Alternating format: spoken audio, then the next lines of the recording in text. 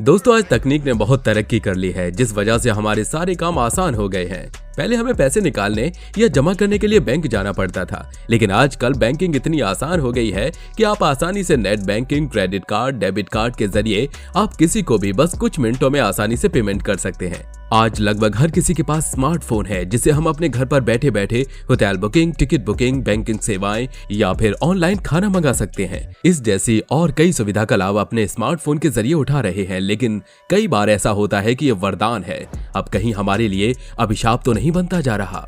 क्या हो अगर आपके पास एक अननोन कॉल आए और इधर आपने फोन उठाया, उधर आपका बैंक अकाउंट खाली हो जाए।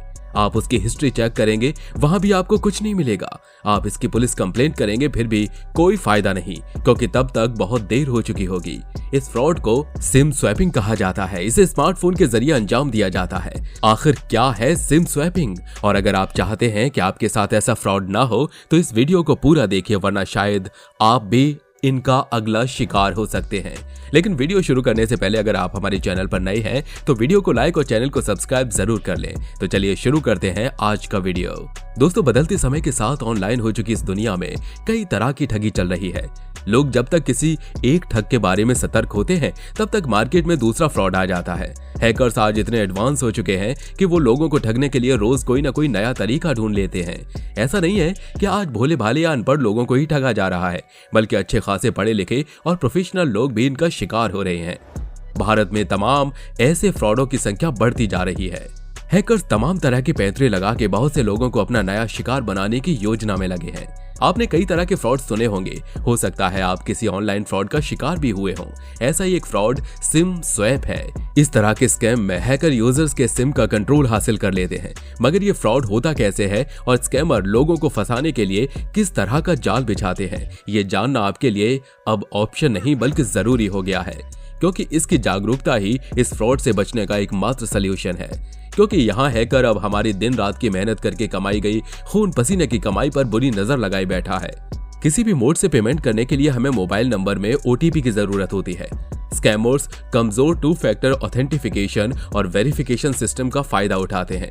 किसी यूजर को सिम स्वैप ट्रैप में फंसाने के लिए स्कैमर यूजर टेलीकॉम ऑपरेटर से संपर्क करते हैं और उन्हें ट्रिक में फंसाकर सिम का कंट्रोल हासिल कर लेते हैं। इसके लिए स्कैमर्स अपने पास मौजूद किसी सिम पर यूजर के नंबर को एक्टिवेट करा लेते हैं।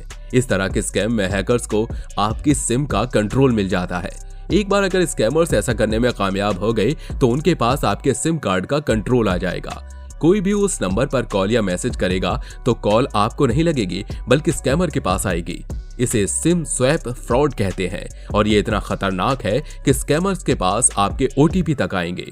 और फिर जब स्कैमर आपके यूजर नेम और पासवर्ड का इस्तेमाल करके नेट बैंकिंग के लिए ऑनलाइन करता है, तो उसे आपका OTP भी बड़ी आसानी से मिल जाता है।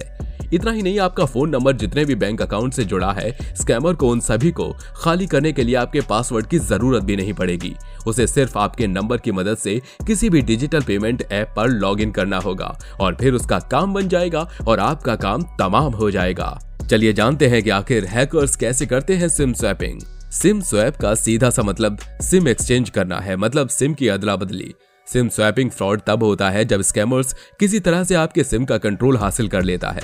आपके सिम पर कंट्रोल हासिल करने के लिए स्कैमर्स सबसे पहले आपके बारे में डिटेल्स इकट्ठा करते हैं। इसके लिए सोशल इंजीनियरिंग तरीके का इस्तेमाल किया जाता है, जैसे आपका आधार नंबर, आपके जरूरी डॉक्यूमेंट्स की डिटेल, आपकी ईमेल ID, और ये सारी डिटेल्स मिलने के बाद स्कैमर्स आपके टेलीकॉम ऑपरेटर को कांटेक्ट करते हैं। यहाँ हैकर्स आपके बिहाफ पे टेलीकॉम ऑपरेटर को बताते हैं कि उनका सिम कार्ड खराब हो गया है या खो गया है, और वो पुराने को ब्लॉक करके नए सिम कार्ड को एक्टिवेट करने की डिमांड करते हैं। उधर से टेलीकॉम ऑपरेटर आपकी प्राइवेट डिटेल मांगते हैं, जो कि सिर्फ आपको और आपके ऑपरेटर को पता होती है। डिटेल्स कंफर्म होते ही वो आपके सिम को डीएक्टिवेट और नई सिम को एक्टिवेट कर देते हैं। इस तरह से हैकर्स को यूजर्स का सिम कार्ड मिल जाता है।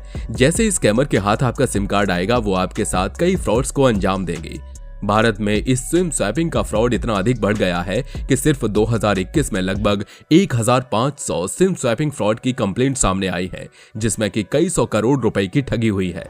साल दर साल ये केस बढ़ते ही जा रहे हैं। सबसे नया मामला इसी नवंबर में सामने आया, जिसमें एक इंसान के पास कई कॉल आई, जिनको उठाने के बाद उधर से कोई जवाब तो नहीं आई, लेकिन जैसे ही उसने फोन रखा, उसके अकाउंट से ऑटोमेटिक कई ट्रांजैक्शन होने लग गए और उसके अकाउंट से अपने आप 50 लाख रुपए उड़ा दिए गए। अगर आप खुद से भी गूगल पर सिम स्वैपिंग के बारे में सर्च करेंगे तो सैकड़ों ऐसे केस खुलकर आपके सामने आ जाएंगे। चलिए जानते हैं इस फ्रॉड से कैसे आप बच सकते हैं। इस तरह की स्थिति से बचने के लिए आपको कुछ चीजों का ध्यान रखना चाहिए। फिशिंग मेल्स और दूसरी ऑनलाइन एक्टिविटी को लेकर सावधान रहना चाहिए। कई मेल या मैसेज आपकी पर्सनल डिटेल्स चोरी करने की कोशिश करते हैं। इस तरह के फिशिंग मेल्स से सावधान रहना चाहिए। अपने अकाउंट्स की सिक्योरिटी को मजबूत बनाने के लिए यूनिक और स्ट्रॉन्ग पासवर्ड का इस्तेमाल करें और समय समय पर अपने पासवर्ड को बदलते रहें। ऐप्स के लिए 2 फैक्टर ऑथेंटिफिकेशन ऑन रखें, जिससे किसी भी ऐप में अनजान व्यक्ति का लॉगिन करना आसान न हो। साथ ही अपने अकाउंट में एक अपर ट्रांजैक्शन लिमिट भी सेट कर दीजिए, जिससे कि उससे ज्यादा पैसा आपके अकाउंट से एक समय में ना निकाला जा सके। अगर आपके मोबाइल से नेटवर्क चला जाता है या आपके फोन पर कोई फोन कॉल्स नहीं आ रही है और ना ही कोई अलर्ट, तो तुरंत इसकी शिकायत अपने मोबाइल ऑपरेटर से करना चाहिए। साथ ही तुरंत अपने बैंक को फोन करके सारी ट्रांजैक्शन को रोकने के लिए बोल देना चाहिए। अगर आपके पास कोई ब्लैंक कॉल आती है तो उसके तुरंत बाद आप अपने बैंक से लास्ट ट्रांजैक्शन के बारे में जरूर कंफर्म कर लें। अगर आपको लगता है कि आप सिम स्वैपिंग का शिकार हुए हैं या हो सकते हैं तो तुरंत ही अपने बैंक और टेलीकॉम ऑपरेटर और बाद में पुलिस को इसकी जानकारी दें। इससे आपके साथ धोखाधड़ी ना हो पाए। अपने मोबाइल नंबर को भूलकर भी सोशल मीडिया पर न डालें, क्योंकि इससे आपके नंबर का इस्तेमाल सिम स्वैपिंग के लिए हो सकता है। अगर आपके पास किसी भी एजेंट का फोन आता है, फिर चाहे वो खुद को बैंक का ही कर्मचारी क्यों न बताए, फिर भी आपको अपनी कोई भी डिटेल उसके साथ शेयर नहीं करनी है। आपको उसकी बातों में जरा सी भी सच्चाई लगती है तो उसके लिए आप सीधा अपनी ब्रांच में जाकर कंफर्म कर सकते हैं। आपके फोन की सेटिंग में एक ऑप्शन होता है कि जब आप अपनी सिम को किसी नई डिवाइस में डालें तो वहां पर एक पासवर्ड मांगता है, उसे आप हमेशा ऑन करके रखें। इन्हीं कुछ सावधानियों के इस्तेमाल करके आप अपने जीवन भर की जमा पूंजी को इन लुटेरों से बचा सकते हैं। बड़े बड़े व्यापारियों या करोड़पतियों को इसी फ्रॉड के जरिए हैकर्स ने करोड़ों का चूना लगाया है और जब तक इन्हें इनके बारे में पता चला और वो कोई कदम उठा पाते तब तक काफी देर हो चुकी थी। साथ ही अब बैंक आपको फ्रॉड के ऊपर भी इंश्योरेंस देते हैं। अगर आप इस इंश्योरेंस को लेंगे और कभी आपके साथ फ्रॉड हो जाता है तो उसकी भरपाई खुद बैंक करेंगे। आज की वीडियो को यहीं पर खत्म करते हैं। आशा करते हैं कि जानकारी आपको पसंद आई होगी और भविष्य में आपकी काफी मदद करेगी। वीडियो पसंद आई हो तो वीडियो को लाइक और चैनल को सब्सक्राइब करना बिल्कुल मत भूलिए।